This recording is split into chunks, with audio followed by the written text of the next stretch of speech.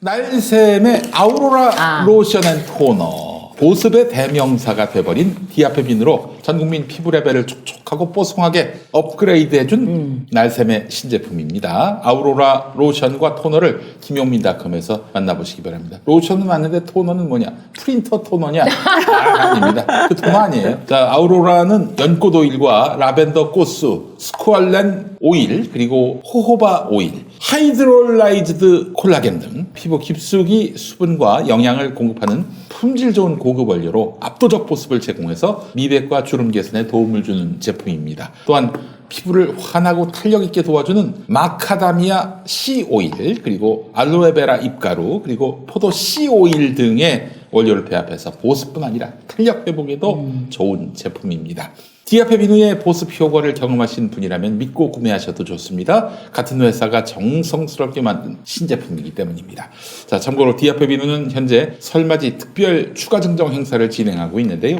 2박스 구매 때는 디아페비누 1개를 추가 증정하고 3박스 구매 때는 2개를 추가 증정합니다. 추운 날씨에 가려움으로 고통받는 부모님께, 그리고 각종 트러블로 고민인 어린 자녀들에게 디아페비누를 선물해 보시기 바랍니다. 겨울철 때니까 이렇게 간지럽고 건조하기 때문에 그래요. 네, 그렇습니다. 이럴 땐 디아페비누 또는 날샘의 아우로라 로션 앤 토너가 좋습니다. 여러분 기억하셨다가 꼭 구매하시기 바랍니다. 저도 이거 집에서 사용하고 있잖아요. 그래요? 네, 로션 사용하고 있는데 한 가지 솔직히 말씀드리면 아쉬운 점은 이 스킨의 분사력이 너무 세거든요.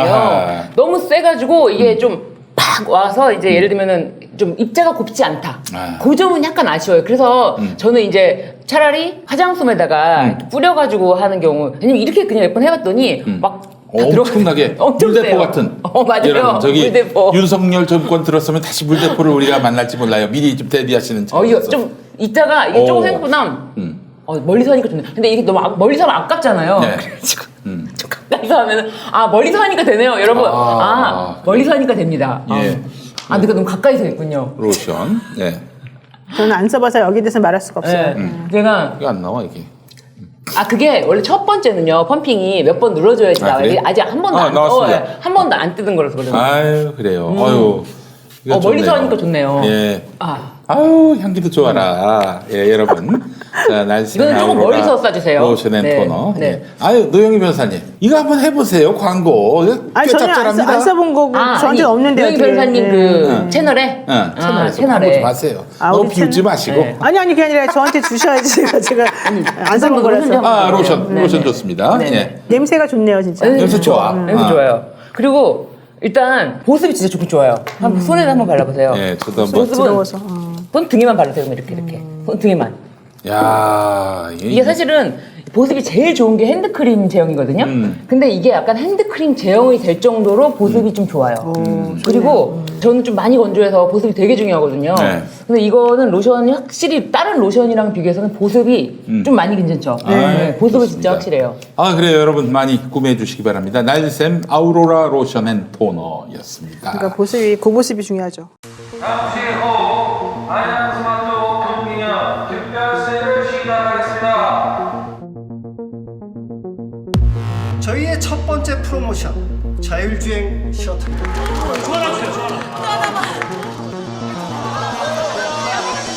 이번 달 야심차게 준비한 프로모션 제품들입니다. 모두 무료로 제공해드리겠습니다. 렛츠고! 자, 우리 꼼찰청장. 오늘 조국 장관님께서 페이스북에 글을 남기셨잖아요. 봤어요. 예.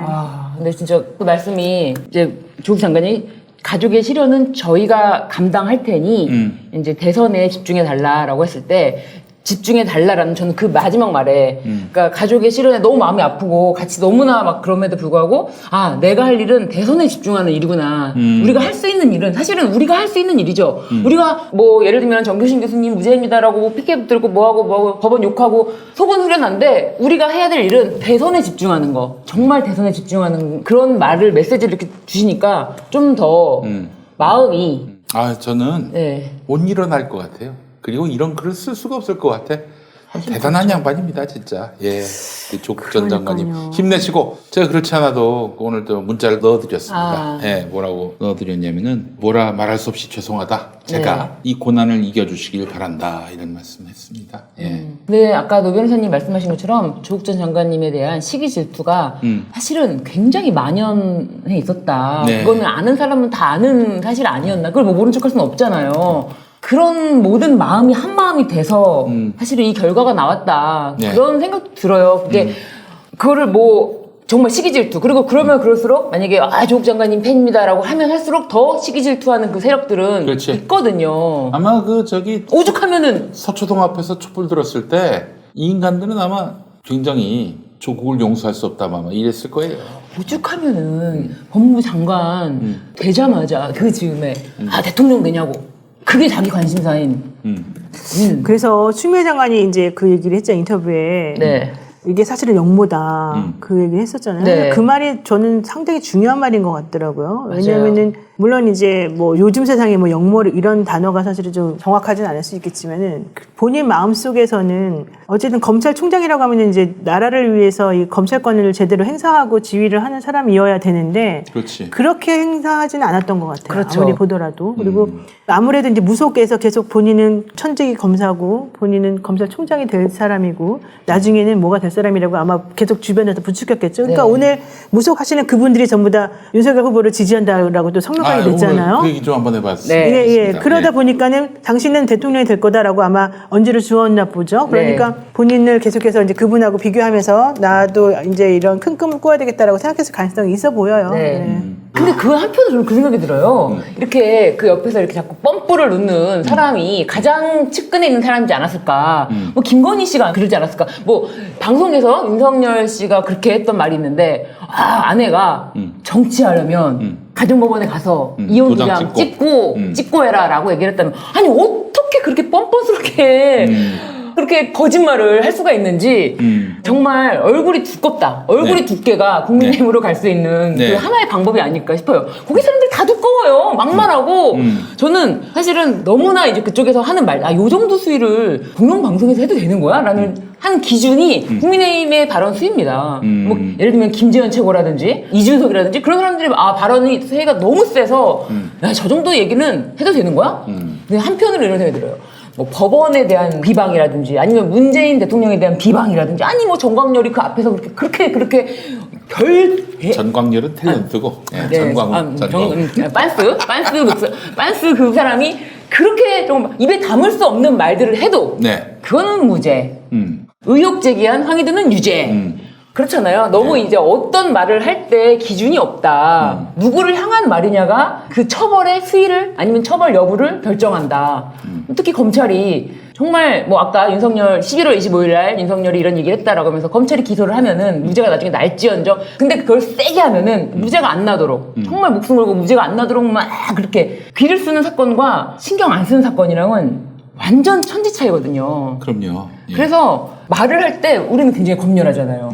혹시 이러다가 대선을 떠나서 대선 전에 뭐 고발장이 날라오는 게 아닐까 항상 생각하거든요. 사실 항상 생각합니다. 항상. 남편한테 그래요. 남편은 약간 다른 사람한테 설득이라든지 이런 거 잘 못해요. 내가 구속돼야지 그제서야 가서 뭐 면회라도 올 거냐고. 뭐 말을 설득을 그렇게 못해. 내가 하라는 자 1번. 아니, 저희 엄마한테도. 근데 한번 생각해봐요. 본인한테 당신은 뭐 이렇게 뭐가 될 거야 라고 누가 계속 얘기를 해줘. 그리고 막 정말 이렇게 뭔가가 계속 맞아 떨어져 왔어요. 그러면 그 말을 믿겠어요, 안 믿겠어요? 솔직히. 저는 근데 무속 쪽이랑 너무 관여가 안 돼가지고. 본인은 안 믿을 것 같아? 저는 왜냐면은, 사실 솔직히 말씀드리면, 무속에 좀 의지하는 사람들은 자존감이 낮은 사람이다라고 생각을 하거든요? 자기 중심이 없어요. 줏대가 없어요. 윤석열, 보세요. 그 사람 줏대 있어요? 그 사람 그냥, 난 줏대 없다고 봐. 그 사람 수사했던 거? 칭찬? 저는 그거 없다고 봐요. 그때, 그래? 이거? 그러니까, 이거 어떻게 해서든지 이거를 쑤시는 그런 쪽으로는 뭐. 근데 그렇게는 나는 함부로 그렇게 말할 수는 없다고 봐요. 왜냐면은 그래도 그 사람이 윤석열 후보 같은 경우는 27년을 검사로 생활을 해왔고 그동안에 어쨌든 나름대로의 수사 실력이 있다고 그동안에 평가가 되어져 왔던 분이잖아요. 근데 저는 근데 모르잖아요, 사실은. 전 사실 이현주 변호사님이랑 여기서 방송을 많이 하면서 좀 많이 저도 이제 기존에는 이현주 변호사님이랑 밀접하게 방송을 몇 달간 하기 전까지는 뭐 공과 과가 있다면 그 전에 그 사람이 수사를 열심히 했던 것들 검찰로서 열심히 일했던 것들은 공일 수도 있겠다라고 생각을 했는데 그 몇몇 면면이 그 면면이 다 너무나 선택적인 행위였고 네. 그 과정에서 자기가 공이라고 하는데 과정에서 자기가 눈 감아준 것들이 자꾸 지금 드러나고 있다라는 예. 그런 의혹 때문에 그 사람이 과연 공이랄까 자신의 선택적인 공이 어떻게 공일 수가 있을까 그래서 저는 달리 평가가 되더라고요. 이현주 변호사님이랑 방송을 계속 하다 보니까 좀 그런 마음으로 많이 바뀌었어요. 저는 뭐 그렇게 생각합니다. 기본적으로 윤석열을 만든 거는 한동훈과 김건희다. 그러니까 사실 검사들이 겁이 많은 사람들 아닙니까? 인사에 목을 매는 사람들이고. 그렇죠. 근데 그런 만들어주겠다. 그런 윤석열한테 이렇게 뭐 살아있는 권력도 들이받게 만든 원천은 무엇일까? 그리고 디테일한 정치에 그렇게 정치가 가능했기 때문에 정권마다 줄타기 잘해가지고 서울중앙지검장이 검찰총장까지 갔잖아요. 그런 정부적 역할 그리고 네. 언론 관리 이건 한동훈이 했다면은 파격적인 선택. 그 말씀이 딱 맞아요. 그 어떤 상식과 어떤 관행 같은 것들을 그야말로 파괴하면서 내리는 그 결단은 우리 김건희의 무속에 의존한 그런 판단이 아니었겠는가 이렇게 판단을 그 합니다. 말씀이 딱 맞는 게 제가 이제 심리학적 분석도 해보고 주변에 임상심리학자들이 이제 전문가들이 많아가지고 네. 이분들에 대해서 좀 조언을 구하고 확인을 좀 해봤는데 김건희 씨 성격 자체가 상당히 이제 윤석열 후보 같은 사람들이 보기 상당히 매력적이고 되게 의지를 할 수밖에 없는 그러한 성격이라는 거예요. 게다가 한동훈 검사장 같은 경우에는 상당히 디테일을 되게 잘 처리하는 그런 분이거든요. 그러니까 그게 좀 우병우하고 비슷하다고 네, 하더라고요. 네. 그러니까 우병우와 황교안의 차이를 네. 저는 예전에 같이 일했던 법조 기자한테 들은 얘기인데 이제 황교안과 우병우의 차이는 우병우는 여밀저밀 사건을 잘 엮어가지고 하나로 만든다는 거야. 근데 황교안은 잘 만든 사건을 완전히 무위로 만들어버리는 완전히 없는 사건으로 만들어버리는. 근데 우병우하고 소년등과라는 면에서도 흡사하고요.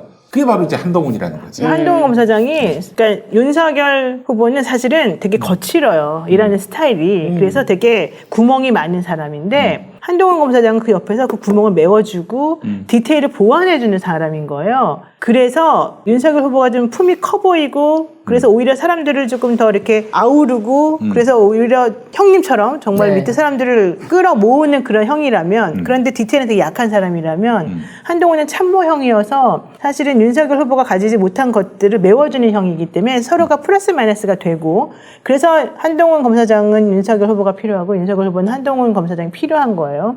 그래서 서로 이제 플러스 마이너스가 되는데 그것과는 또 다른 의미에서 김건희 씨는 자신감을 불러일으켜주는 사람이에요. 윤석열 후보에게 방향을 제시해주고 그래서 이 세 명이 사실은 조화가 많이 잘 이루어지고 그래서 윤석열 후보가 오늘의 지금까지 이제 이르게 만든 모양이 되어버렸다. 그게 이제 심리학적 분석도 물론 되고 우리들이 겉으로 보기 지금 김영민 평론가도 그렇게 말씀하시잖아요. 그러니까 이제 이 조합이 그래서 만들어졌고 여기까지 오게 됐다는 거죠. 그래서 서로 간에 서로 도와주다 보니까 심리적으로 서로 간에 지지를 해주다 보니까 네. 이 견고한 성을 네. 사실은 그냥 단순히 깨트리기는 어려운 상황이 돼버리는 거예요.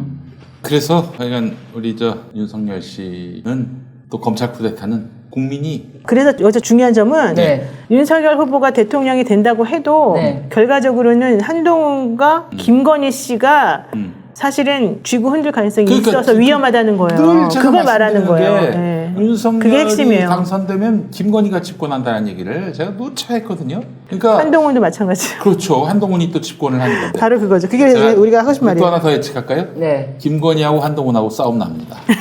권력은 나눠갈 수가 권력은 나눌 없어요. 수가 없어요. 네, 그분들은 나누신 사람들이 아니기 네. 때문에. 네. 근데 그 꼬라지까지 우리가 봐야 됩니까? 그건 아니잖아요. 그것까지 봐야 돼요. 그러니까요. 그래서 제가 근데 그 얘기를 했어요.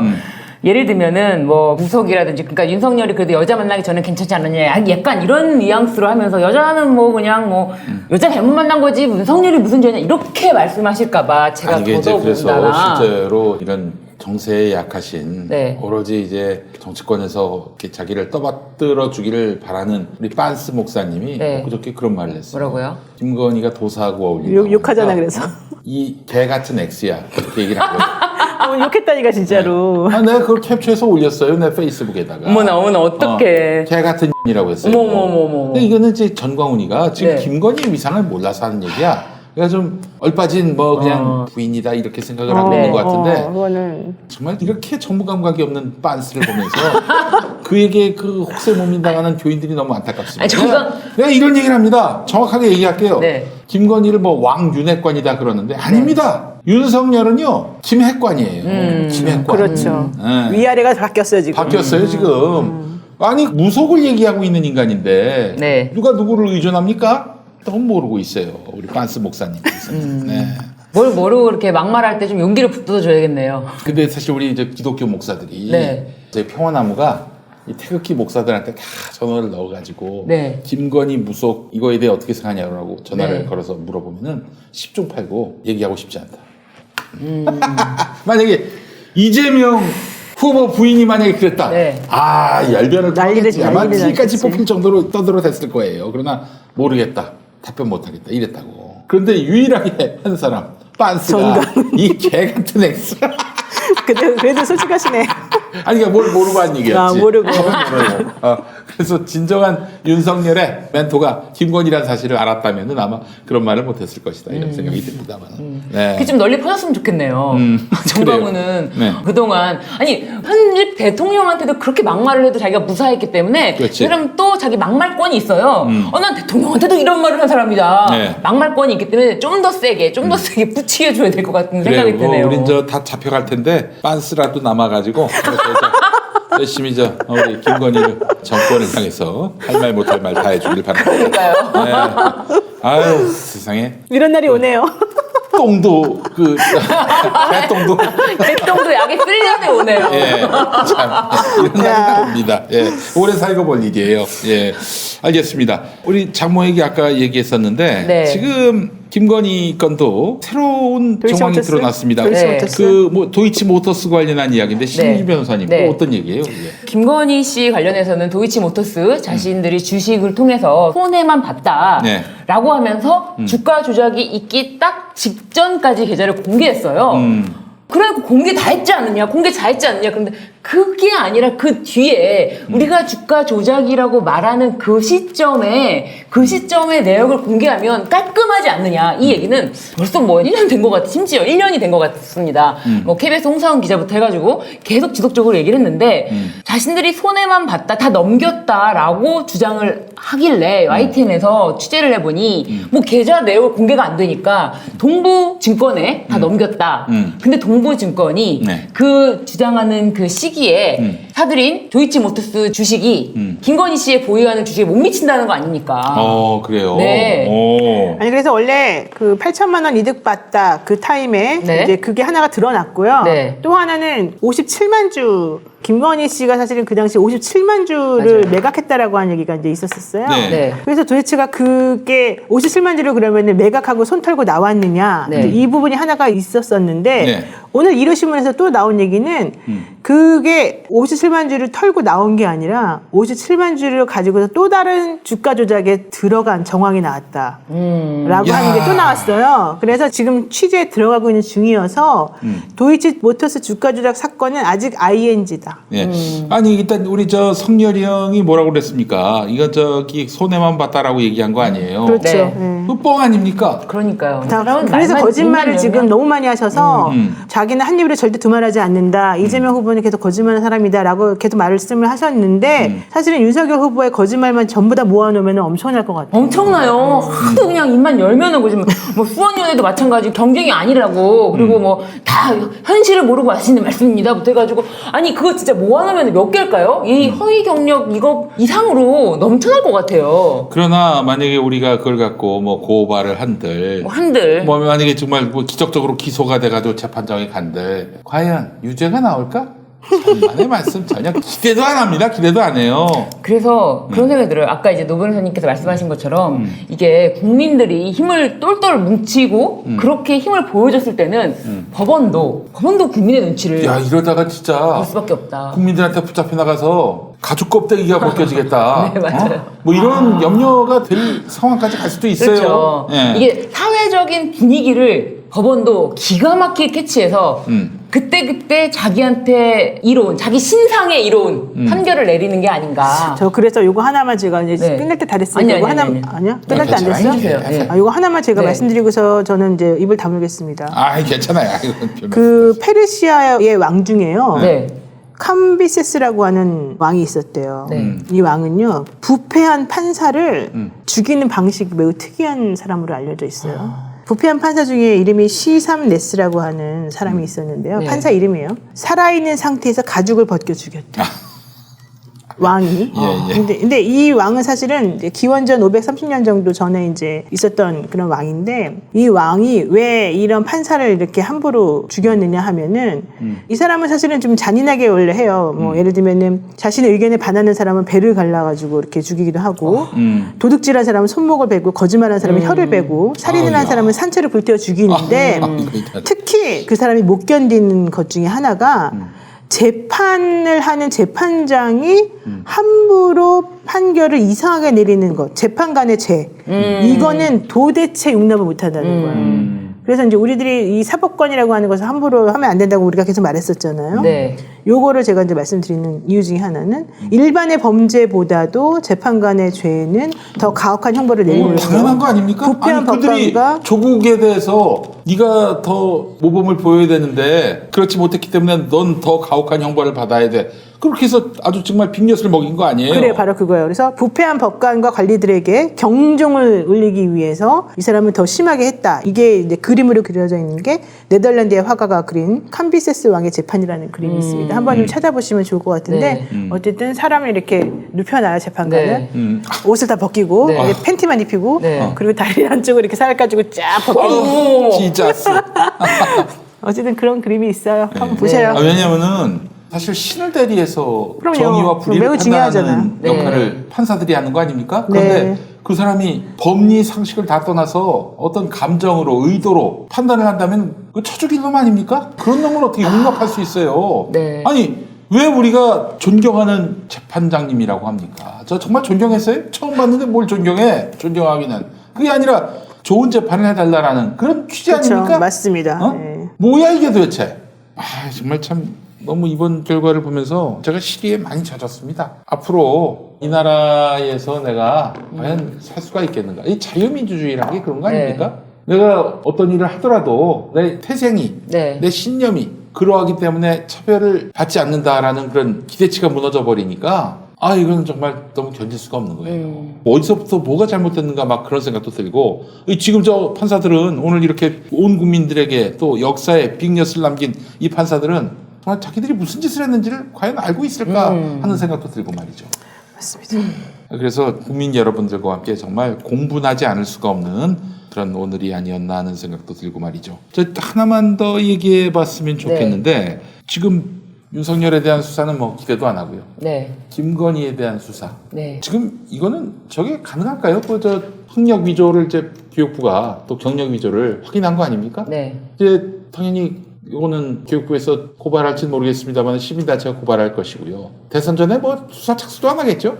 아유, 지금 하겠죠. 안 하겠죠. 지금 사실 하려면 진작했죠. 지금 얘기가 나온 게 언제입니까? 도대체 얘기가 나온 게 하려면 진작했어야 되는데 뭐 수사의 주체가 검찰이라는 게 참. 아니 그래서 수사의 주체가 검찰이잖아요. 근데 검찰을 움직이게 뭐 예를 들면은 했던 유일한 사람이 사실은 추미애 장관이었잖아요. 근데 추미애 장관 때 얼마나 여론부터 해가지고 언론부터 해가지고 민주당에서도 안 도와주고 얼마나 혼자서 근데 사람들이 이제 오히려 또 이렇게 프레임을 이렇게도 만드는 것 같아요. 그러니까, 예를 들면은 허위 경력이나 이런 거가 되게 그런 건 사소한 거 아니냐. 그리고 너무 옛날 거 아니냐. 그런 걸 가지고 자꾸 뭐 얘기를 하냐. 그 저기 입시에 쓰이지도 않았던 표창장 갖고 사람을 4년을 집어넣었으면서 근데 그거는 그게 아무 일도 아니다? 그거는 이제 예를 들면 법관들이 우리나라의 대법원이라고 하는 곳에서 근거를 확인시켜 준 거잖아요. 그렇지만 김건희 씨 같은 경우에는 사실은 그냥 우리가 지금 떠들고 있는 중이잖아요. 아직 검사나 수사가 된게 판사가 아니기 때문에. 거기에 대해서 근거를 제공해주고 있지 않잖아요. 어떤 근거. 그러니까 사실은 따지고 보면은 말이 안 맞는 거거든요. 이유 자체가. 그렇지만 어쨌든 국민의힘이나 김건희 씨나 윤석열 후보 입장에서는 그건 니네가 주장하는 의혹 제기에 불과한 것이지. 이훈혜 교육부 총리 같은 경우에는 니네 편이니까 그렇게 말하겠지. 우리가 못 믿어. 라고 말을 하고 있는 거고요. 조국 전 장관의 식구들에 대해서는 봐라 검사가 철두철미하게 조사해보니까 이게 문제가 있어서 이렇게 기소했지? 맞아. 여기에 대해서 법관들이 전부 다 법과 원칙에 따라서 정확하게 재판해가지고 이런 결론을 내려줬잖아. 우리만 떠든 게 아니잖아. 라고 근거를 지금 대준 거라는 거죠. 우리는 이제 엘리트고 우리가 판단하는 건 무조건 정이고 이게 엘리트 의식 아니에요? 게다가 판사들이, 게다가 더 중요한 건 제3자인 판사들이 맞다고 해줬잖아. 라는 거죠. 그래요. 이럴 줄 알았어요. 그러니까 뭐 너희들은 뭐 악다구니를 내든지 말든지 우리는 신경 안 쓴다. 우리가 판단한 게 정이지 뭐 너희들이 떠들어봐야 뭐 무슨 소용이 있어. 뭐 이런 그러니까 거 아니야 저는 그래서 말이야. 자꾸 그 얘기 가지고 얘기를 하는 거는 사실 소용도 없는 거 가지고 자꾸 별거 아닌 거 갖고서 너무 사람을 괴롭힌다. 얼마나 얘기할 게 없으면 계속 그런 것만 가지고 얘기하니 너네 되게 쪼잔하다. 이런 인상을 심어주기에 충분하다. 그래요. 아이고 아유 되게 빙의하셨어. 어? 아, 빙의가 아니라 그냥 저는 자꾸 그런 식으로 프레임을 만들어 나가는 거에 우리가 또 당할 필요는 우리 없잖아요. 대한민국 우리 저 법 체계에서 그딴 식으로 말장난하는 그런 말장난하죠 맨날 그렇게. 그런 거에 대해서 제재를 가할 수 있는 방법은 없습니까? 저는 그런데 이제 저도 지금까지는 사법부에 대해서 그래도 사법부가 판단을 할 때는 자신의 이름이 판결문에 이렇게 이름이 나오고 사인을 하잖아요. 그렇지. 그래서 이거를 다 드러내놓고 하기 때문에 그래서 만약에 반박할 부분이 있으면은 반박을 당할 수 있는 충분히 그런 걸 다 드러냈기 때문에 이런 판결이 나올 줄은 사실 상상을 못했고 이런 판결 사실 최은순 씨 판결 말하는 건데요. 최은순 씨 판결을 보고 나니까 재판부에 대한 그런 막연한 뭐 존경이라든지 그런 거를 굳이 갖는다는 것도 좀 웃기구나. 이게 되게 정말 사회적인 분위기를 이용해서 자신이 원하는 판결, 자신이 하고 싶은 판결을 뒤에 쓰는 거예요. 예. 내 이름 더 좋지 뭐야. 내가 원하는 대로 탁 내가 썼어. 봐라 하면서 오히려 명예로 오른 거야 이 사람한테는 차라리. 왜냐면 자기는 소신껏 한 거거든요. 이런 현실을 보건데 저는 이 사법부에 대한 뭐 네. 예를 들면은 감시 체제라든지 뭐 필요하죠. 근데 제가 네. 항상 말씀드리지만 판사님들은요 언제나 어떤 방식으로든지 간에 본인들이 원하는 논리를 갖다가 본인들이 원하는 결론을 만들어낼 수 있어요. 맞아. 그게 판사님들이에요. 그래서 꼬우면 판사해라 이거예요. 아, 그래서- 꼬우면 판사해라. 그럼요. 항상 그렇게 만들어낼 수가 있는 거예요. 그러니까 여러분들이 이번에요 2심 판결문 있잖아요. 최은순 씨 관련된 판결문. 그거 대법원에 가서 깨질 수가 없는 거예요. 왜냐하면요. 기초적 사실관계를 잘못 쓰지 않았거든요. 1심하고 똑같아요. 사실관계는. 그런데 2심에서는 뭐라고 했냐면 그 똑같은 사실관계 맞아. 이러이러한 사실관계 맞는데 나는 그렇게 생각해 라고만 썼어요. 나는 그렇게 생각해 라고 하면 네가 어떻게 그렇게 생각했어? 라고 하는 걸 가지고 뒤집을 수가 없어요. 그게 바로 문제라는 거야. 또 한 가지가 뭐냐면은 1심 판결에서는 유죄 증거로 적시했던 한 가지 이제 관련 사건에서의 또 최은순 씨 불리한 것들, 네, 최은순 뒤집어 씨가 있을 만한 것들은 아예 인용도 안 해요. 네, 최은순 씨가 직접 본인 진술로 관련 사건에서 직접 본인 진술로 증인 선서까지 하고 나와서 직접 본인 진술로 병원 운영에 적극 관여하기 위해서 사의를 고용했죠? 라고 하니까 네 그랬습니다. 네 그러고 자신이 진짜 한번 운영을 제대로 해보려고 했다. 병원 운영에 적극 관여하지 않았다라는 것이 2심 판결이거든요. 그런데 이런 유죄 심증이 드는 이 증거는 아예 빼버렸다. 아예 누락시켰다. 이거는 명백히 그래 빼서 취합해. 내 쪽이라도 불리한 증거를 빼버리면 되지. 그러니까 판사들이 그 판결문 쓸 때 쓰는 방식은 뒤집어질 만한 올라가서 뒤집어질 만한 내용은 판결문에 안 쓰면 돼요. 그러니까 1심 판결문에서 본인들이 만약에 그걸 써가지고 불리할 것 같은 내용은 2심에 안 썼어요. 그게 바로 문제라는 거예요. 그러니까 최은순 씨가 나 이 병원을 적극적으로 운영하려고 했습니다라고 하는 내용이 있거든요. 1심에서 그걸 인용해가지고 유죄 판결의 근거를 썼는데 2심 판결문에는 그 내용 자체를 빼버렸어요. 그런 식으로 판결문을 쓴다는 게 문제라는 거고요. 검사는 아예 예를 들면 본인들에게 불리할 것 같은 경우는 수사 자료를 쓰지도 않는 방식인 거예요. 맞아요. 그러니까 그런 것과 마찬가지로 판사님들도 그렇게 할 수가 있다는 거고 이번에 그렇게 했다는 거죠. 검찰이 그동안 수사를 하면서 피고인에게 유리한 증거가 나왔을 때 제출을 안 해주잖아요. 뭐 객관 의무가 있네 어떤 의무 말을 떠도 우리가 아무리 해도 안 내줬잖아요. 사실 이재명 후보의 그 사건에서도 마찬가지였고 그런 방식을 이제 재판부가 배운 거죠. 이번엔 우리가 해볼게. 받은 거예요. 그래가지고 네. 이번 빼면 되지 뭐 이딴 거는 그래가지고 아니 그거를 놓고도 그러나 믿을 수 없다라고 하기는 자기는 양심상 그러나 믿을 수 없다. 아니 피고인이 본인이 직접 진술했는데 적극 관여했다고. 근데 믿을 수 없다고 할 수가 없잖아요. 피고인 진술이기 때문에. 그것도 증인으로 진술했던 것이고. 글쎄 말이야. 이거는 증거가 관련 사건의 중요한 관련 재판에서고 증인 선서를 하고 했던 진술이기 때문에 이거를 관련 중요한 증거로 쓸 수가 있는 거거든요. 중요한 증거로. 근데 아예 그냥 증거로 쓰질 않음. 이거를 증거로 썼으면은 무죄로 가기에는 병원 운영 자체를 몰랐다라고 하기에는 말이 안 되잖아요.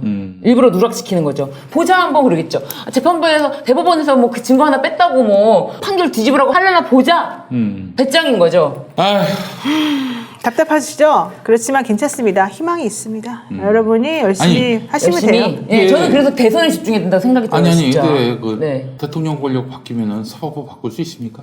검찰 바꿀 수 있어요? 저는 국민이 바꾸는 거죠. 국민이 바꾸는 거예요. 네, 국민이 바꾸는 거기도 하지만 장치를 하나씩은 마련하지 않을까 싶어요. 그러니까 지금처럼 이렇게까지 막 나가는 판결을 내린다면은 다음에는 이런 판결이 나오지 않을 최소한 장치를 연구를 하지 않을까요? 왜냐면 또 이재명 후보님은 항상 그런 거 있잖아요. 숙제를 줘가지고 뭐 할 수 있는 방법을 마련해 보자. 아니 근데 네. 여러분 한번 생각해 보세요. 사실 제가 이 말까지는 안 하려고 그랬는데 정대택 씨가 최은수 씨랑 김건희 씨랑 소송을 하면서 그동안 계속 졌어요. 근데 진 사건 중에 하나가 이게 있지 않습니까? 양 변호사, 그 양 검사하고 뭐 김건희 씨가 체코 여행을 갔네 안 갔네 그 사건에서 무고죄로 이제 처벌받은 게 있었었는데 그때 재판에서 이랬어요. 그때 김건희 씨가 체코 여행 간 게 맞습니다. 그 증거로 출입국 기록을 확인해보고 싶습니다라고 했어요. 네. 법무부에서 출입국 기록을 확인하면서 없습니다. 기록이 없습니다라고 했잖아요. 근데 이번에 확인해 보니까 기록은 있는데 획신을 잘못했습니다라고 나온 거잖아요. 그러면은 법무부가 사실은 잘못해가지고 재판 결과가 완전히 반대로 나왔다는 거잖아요. 그렇지. 자, 그런 식으로 우리는 근데 설마 법무부가 두 번이나 똑같은 결과였거든요. 설마 법무부가 두 번이나 잘못된 획신을 해서 재판 결과를 완전히 100% 뒤집을 일이라고는 상상도 못하는 거잖아요. 그런 일이 과연 대한민국 법정에서 일어날 거라고 누가 생각하겠습니까? 근데 그런 일이 버젓이 벌어진 거잖아요. 네. 이게 바로 우리도 모르는 사이에 법정에서 벌어지고 있는 일이에요. 우리가 재판에서 왜 졌는지 모르는데 사실은 그런 일이 벌어지는 거예요. 그래서 정대택 씨는 무고한 사람이 재판에서 져서 형까지 살았어요. 물론 그 사람 이제 재심 청구해가지고 사실은 다시 해야 되겠죠. 네. 문제는 그건 나중 일이고 어쨌든 그런 식으로 본인이 억울하게 지는 일이 비일비재할 수도 있다는 거예요. 네. 이번 사건을 비춰보면은 왜? 자기에겐 힘이 없기 때문에 자기에겐 뒷배가 없기 때문에 네. 그나마 이번에 사건에서 밝혀졌기에 망정인 거예요. 그분은. 근데 밝혀지지 않고 넘어가는 게 얼마나 많겠어요. 그게 바로 사법부가 지금 우리 국민들에게 혹은 법무부가 우리 국민들에게 미안해야 되고 정말 용서를 구해야 될 부분인데 아무도 거기에 대해서 미안해하고 잘못했다고 생각하지 않잖아요. 우리들이 권력을 가지고 있는 게 다행이다라고 속으로 생각하고 있을 거라고요. 내가 그 정대택 씨가 아니라는 것을 스스로들은 속으로는 아마 기뻐하고 있을지도 모른다고요. 우리는 내가 왜 졌는지도 모르고 지고 있다는 거예요. 지금도 재판을. 네. 제가 변호사 생활을 지금 거의 뭐 17년 정도 하는 이 상황에서 제가 정말 말씀드리고 싶은 거는 변호사들도 몰라요. 내가 왜 졌는지를. 그런 일이 많아요. 근데 이런 일이 앞으로 계속해서 벌어지면 되겠습니까? 안 되겠습니까? 안 되죠. 그걸 누가 막아야 되겠습니까? 누가 막습니까? 우리가 막아야 돼요. 국민이 막아야 합니다. 자, 지금 화난다고 속상해하고 있을 때가 아니라는 거예요. 저기 나까지 술 먹고 오신 분도 계세요. 노영희 변호사님 말씀 듣고 지금 힘내고 있다고. 아, 그래요? 네. 자, 누구야? 이제 내가 힘내면 돼요. 그래, 내가 맞아요. 힘내고요. 내 옆에 있는 분들에게 자꾸 말씀을 전하면 되는 거고요. 맞아요. 지금부터 힘내서 40일 동안 열심히 하면 되는 거예요. 괜찮아요. 네. 아멘으로 받아보고 네, 싶어요. 아니 저는 진짜 그래서 오늘 조국 전 장관님의 그 페이스북 글에서 아 이제는 대선에 집중해 주십시오라고 하는 그 말이 아 이분이 너무 나도 마음이 아프지만 우리가 할 일을 알려주셨다. 우리가 할 일에 대해서 너네가 할 일을 내가 할 일을 해라. 언제까지나 이렇게 열받아 하고 그러니까 사실은 솔직히 말하면 너무 화가 나고 이렇게 말도 안 되는 판결이 나오고 그러면은 방송을 하러 오기도 사실 솔직히 말하면 좀 싫은 부분도 있거든요. 그런데 아니다. 그럴 때가 아니다. 더 내가 할 일을 해야 될 때다. 그래서 여러분들이 나처럼 생각하지 않도록 못난 나처럼 생각하지 않도록 또 내가 말을 해줘야 된다라는 생각을 다시 하면서 열심히 힘을 내서 왔습니다. 예, 힘내시고 우리 네. 힘냅시다. 그리고 대통령이 바뀌면 또 세상이 달라지겠죠. 저는 그런 생각이 듭니다. 아, 이 판사들은 끝모르는 엘리트 의식으로 천상천하 유아독존이라고 생각하는 사람일 것 같지요. 네. 근데 검사들이 뒷조사하니까 깨갱했잖아요. 네. 제대로 반격도 못해. 네. 반격도 단 못해. 한마디도 안 했죠. 인정도 못해. 자존심마저도 굽혀. 뭘 의미하겠어요? 권력을 확실히 쥐고 흔들면은 그러면은 그들도 굴복합니다. 뭐 저는 문재인 대통령이 선의로 그랬다고 생각을 하지만은 권력을 내려놓으니까 개무시하잖아요. 바로 그거예요. 물어뜯잖아요. 아니 박근혜 때 보세요. 저기 김진태가 조선일보 물어뜯으니까 그 천하의 조선일보도 그냥 깨갱했잖아요. 네. 그러니까 그 우리가 권력을 위임받으면은 이 권력을 사유하지 말아야지. 좋은 얘기지. 그런데 맡긴 권력 아니야. 위임받은 권력 아니야. 그걸 왜 내려놓아? 그래서 왜 딴 놈들이 주워가게 만들어? 맞아요. 어? 적어도 이재명은 권력이 어떤 쓰임새가 있고 어떻게 써야 잘 쓰는지를 누구보다도 잘 아는 사람이고, 전에도 누차 말씀드렸는데 한 가지에 그 경기도에서 자꾸 이렇게 대북 풍선 날리기 하려는 이 수구단체들이 있잖아요. 네. 일본으로부터 돈을 받았는지 안 받았는지는 모르겠습니다만은 한반도 분단을 더욱 강화시키고, 아니 그걸 떠나서 기본적으로 네. 경기도에 그 포탄이 날아들 가능성이 있잖아요. 네. 그렇죠. 그렇죠. 근데 경기도에서는 권력이 없어서 그걸 못 막는 거야. 네. 그러니까 경기도의 그 실국장들을 다 모아놓고 규정집 다 가져오고, 그래서 이게 어떻게 우리가 권한을 위임받았는데 할 수 없는 게 말이 되느냐. 찾아라! 규정집에서 찾아라! 해가지고 두 가지를 찾았어요. 첫 번째, 비상구역으로 선포하면은 거기서는 가스통을 운반을 할 수가 없다고 합니다. 가스통이 있어야 사실은 풍선을 보낼 네, 수가 그렇죠. 있는 거 아니에요. 네. 아니면 지가 입으로 부는 수밖에 없는 거 아니야. 그러면 금방 내려오겠죠. 네. 그래서 가스통을 못 보내게 했고, 그리고 그럼에도 불구하고 수단방법 가리지 않고 올려보내면은, 이제 풍선을 올려보내면은 거의 대부분은 다시 남쪽으로 나온답니다. 네. 예. 쓰레기 투기. 그 단순 규정으로 해가지고 엄청 처벌하는 네. 그런 방안을 네. 이제 진짜 창의적이에요, 진짜. 발표를 했죠. 그렇게 발표를 했어요. 그랬더니 다 인천 강화도 강원도로 가서 쏘았다는 거야. 근데 거기 너무 효율이 낮아가지고 쏴봐야 100% 남쪽으로 돌아온다는 거예요. 그래서 한반도에 평화가 왔다고 합니다. 근데 보십시오. 이게 진짜 권력을 어떻게 쓰는지를 아는 사람이에요. 또 아울러 맞습니다. 권력을 어떻게 분배해야 되는지도 아는 분입니다. 전 이재명 정부 들어선다고 진짜 뭐 손끝만한 뭐 이런 관직 공직 이런 거 맞지 않겠다고 선언을 분명히 했습니다. 뭐 시켜주실 리도 없겠지만은 그래서 하는 얘기인데, 적어도 어떤 사람에게 어떤 권력을 위임해야 잘 위임하는 건지 아는 사람이에요. 이 정부의 가장 큰 문제가 뭡니까? 인사. 인사. 그래서 개혁적 인사 처음 썼다가 그냥 바로 그냥 뭐 관료들 또 언론에 폭격 맞으면 바로 그냥 그만두게 만들었잖아요. 네, 그래서 지금 맞습니다. 보십시오. 대통령 주변은 다 관료들이야. 다음 정부에서도 호환이 되는 인간들. 그래서 정권이 아니라 자기 자신에게 충성하는 인간들. 이런 인간들이 주변에 있다고요. 근데 적어도 이재명은 그렇지 않을 것이다. 그리고 열심히 수고하고 또 노력을 함께한 이런 정권 창출의 동지들에 대해서는 어떻게 보응하는지를 아는 분이에요. 그러니까 엉뚱한 인간들이 와서 뭐 윤석열, 최재형, 홍남기 뭐 이런 인간들이 와가지고 또아리를 틀 일이 없어. 기본적으로. 네. 그래서 저는 이런 이재명 정부에서는 지금의 이런 암울한 상황을 떨쳐낼 수 있을 것이라고 믿어 의심치 않습니다. 자, 꼼찰청장을 마무리하도록 하겠습니다. 오늘도 함께해 주신 우리 신유진 변호사님, 노영희 변호사님, 설 연휴 잘 보내시고요. 네. 다음 주에 또 뵙도록 네, 하겠습니다. 고맙습니다. 자, 마치겠습니다. 감사합니다. 감사합니다. 김현